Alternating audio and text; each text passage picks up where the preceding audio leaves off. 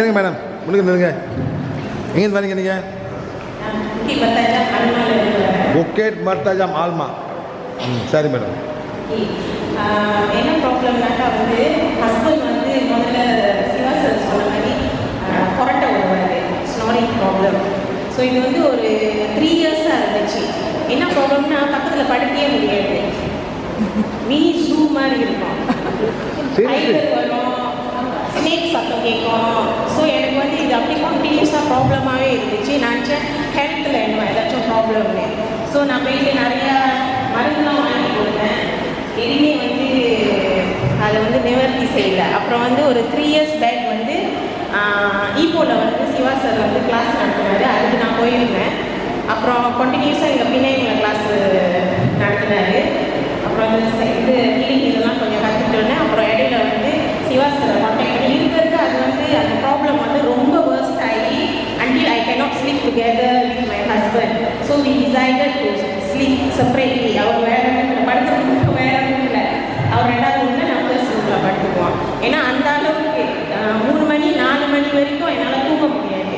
சத்தம் வந்து எப்படி வரும்னா, ஒரு சத்தம் வரதுக்கு முன்னாடி இன்னொரு சத்தம் வந்துடும். அப்போ எனக்கு தெரியும் வந்து சம்திங் ராங், இது வந்து ஹெல்த் ப்ராப்ளம் இல்லை அப்படின்னு தெரியும். டைகர் மாதிரி சத்தம் வர, அதுக்குள்ளே பாம்பு மாதிரி அந்த சத்தம் முடியறதுக்குள்ளேயே இன்னொரு சத்தம் வந்துடும். 2 பேர் படுறாங்க மேடம். அப்புறம் சிவா சார்கிட்ட நான் வந்து ஈகோ கிளாஸில் கேட்டப்போ அவர் சொன்னார் சோல்ஸ் இருக்குது வீட்டில் வந்து சோல்ஸ். எத்தனை சோல் மேடம்?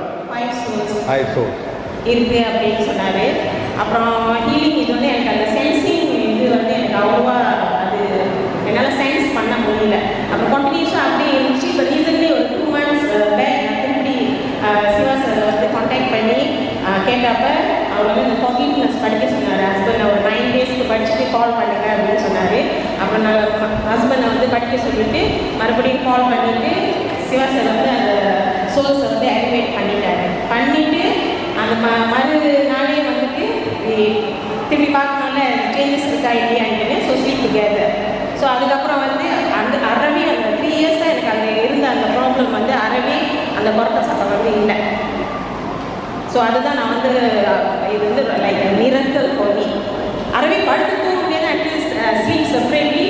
ஸோ இந்த ஹீலிங் செஞ்சதுனால வந்துட்டு எல்லாமே நிவர்த்தி ஆயிடுச்சு. இப்போ திருப்பி வந்து ஒரு 2 days கழிச்சு வந்து நார்மலாக டயர்டாக இருந்தால் கொரட்டை விடுவாங்கல்ல, அந்த மாதிரி தான் கொரட்டை விட ஆரம்பித்தார். அதுக்கப்புறம் நான் நோஸ் சக்கரா படுத்துட்டோடனே நோஸ் சக்கராவுக்கு வந்து நான் வந்து ஹீலிங் செஞ்சிட்டோன்னா இம்மிடியேட்லி ஒரு 10 minutesலேயே அந்த சத்தம் அப்படியே ஸ்லோ ஆகிட்டு அறவே இப்போ கொரட்டை இல்லை.